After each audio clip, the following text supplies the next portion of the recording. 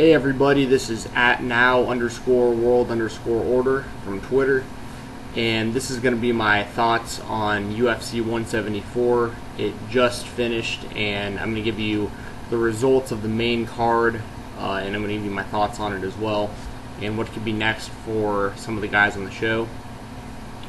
And I'll compare this to my prediction video. You can check that out. I'll have a link below to check my predictions, and I talk about some other news from the world of the UFC on that last video as well, if you want to check it out. Once again, I'll have a link down below. First up, we had OSP beating Ryan Jimmo. I got this prediction correct, and it was kind of odd because Jimmo's arm was broken, and Joe Rogan was saying, you know, why wouldn't you just tap out? Why would you say my arm's broke? Because that's just going to lead OSP to hurt it more until he taps out or the referee calls the end of the match. That being said, OSP won. Kind of anticlimactic, but it was a good victory nonetheless.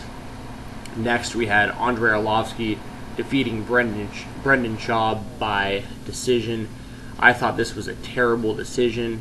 I had Brendan Schaub winning the fight in my predictions, and I believe he won the fight, and this is being completely non-biased. I actually like Andre Arlovski as a fighter more than Brendan Schaub, if I'm being completely honest. I've just been a fan for a longer time, and you know, I could see the argument for Arlovski winning the first round because he held octagon control. He had Schaub against the cage most of the first round. Schaub did land one significant, big significant strike to the head of Arlovski. Arlovski didn't really do much on the feet, but I could see the argument that he controlled it.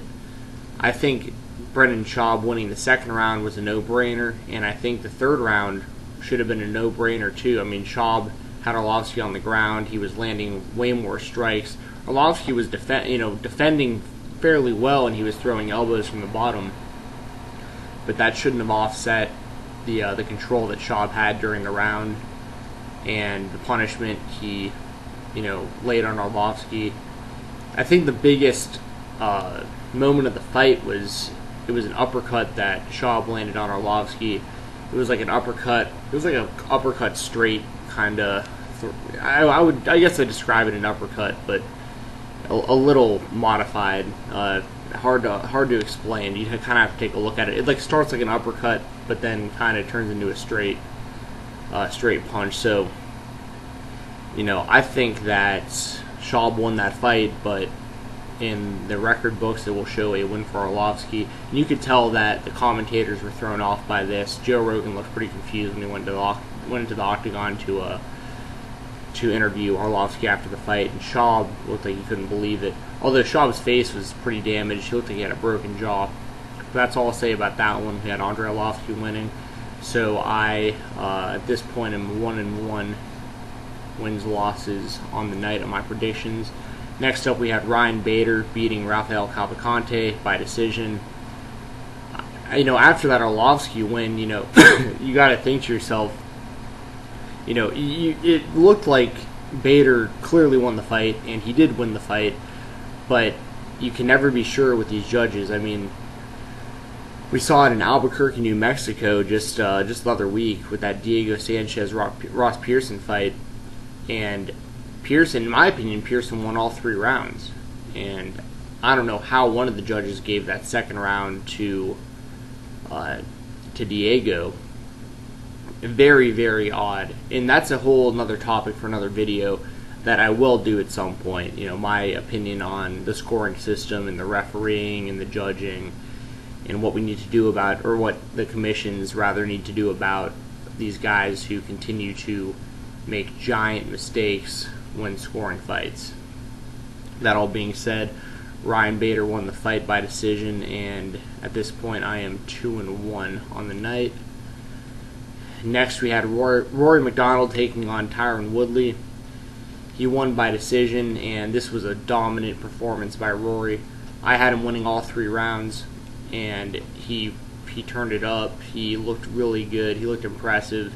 If this had been a 5-round fight, I think he would have stopped Woodley in the 4th or 5th round. If it was me, just my personal opinion, I don't think Woodley has the gas tank to be an elite fighter in this division. I think that he's has a lot of potential at the beginning of the fight, but if someone like Rory, what he did tonight, he came at him, and Woodley didn't really have an answer for it, and you saw little flurries from Woodley where he looked like he was going to be explosive and he was going to do something, but he was just neutralized by MacDonald. I picked Woodley to win the fight, and I picked it based on it being a 3-round fight. If this had been a 5-round fight, I would have taken Rory MacDonald, no doubt about it, but I thought that with the gas tank being less questionable in a 3-round fight, Woodley would have came out a lot stronger. Once again, that being said, Rory MacDonald won. It puts me on at 2-2 on the night, and I'll talk a little bit more about Rory MacDonald and what I think is next for him at the end of this video. That leads us to the main event of the night, which was Demetrius Mighty Mouse Johnson taking on Ali Bogatinov. It was a very dominant performance by Demetrius Johnson. It's pretty much what I expected to see. I didn't expect it to be quite as dominant. Bogatinov is a tough guy. I mean, he took a lot of hard shots from Demetrius. He did very little damage to Demetrius, but Demetrius inflicted a lot of damage on Bogatinov. And I'll talk a little bit more about Johnson here in a second. That put my overall wins-losses at 3-2, so I did come out, I guess, winning, but if the Brendan Schaub Andre Arlovski fight would have been scored correctly, I think 4-1. But what can you do? And it hurts me a lot less than it's going to hurt, Brendan Schaub. The UFC is known to give fight bonuses even to losers like Ross Pearson last week. I don't mean losers literally. I mean in the fight. I'm not talking smack about anybody. I'm just saying they have paid the guys who have lost fights before their win bonuses because of BS decisions, and I wouldn't be surprised if Brendan Schaub got some money under the table for his performance tonight. But that hurts a guy like Schaub, It's a loss on his record, and it costs him money potentially, and it just goes to show you, something needs to be done about the judging and the scoring. The whole thing needs an overhaul. But like I said, that'll be another topic for another video. I'm trying to keep this fairly short today. So, let me know what you thought about the show, and what do you guys think is next for Rory MacDonald? What do you think is next for Demetrius Johnson?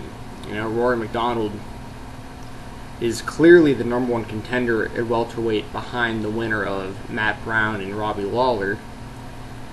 So I don't know who they can match up Rory with in the meantime. All the big top names in that division are tied up with matches.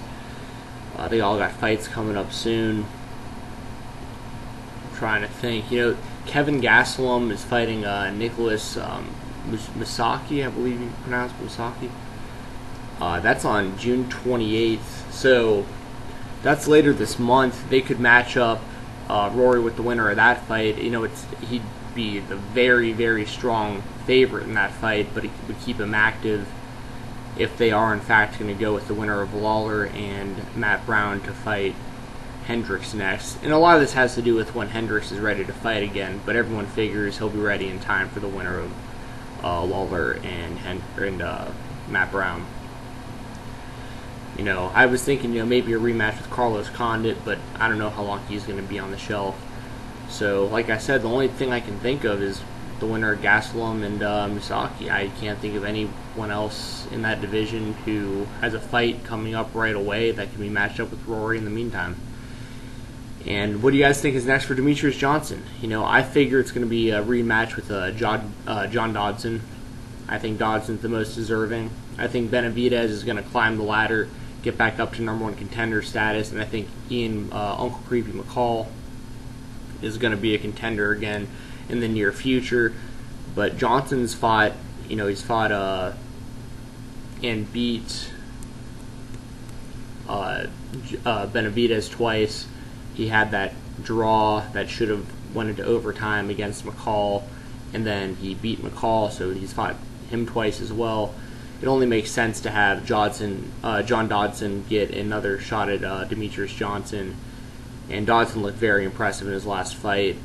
He's such an odd guy. You know, I'm not a big fan of Dodson's personality, but I am a fan of watching him fight, and I think he fared very well against Demetrius Johnson in the first fight. I think he won 2 of the 5 rounds, and we'll see what happens next.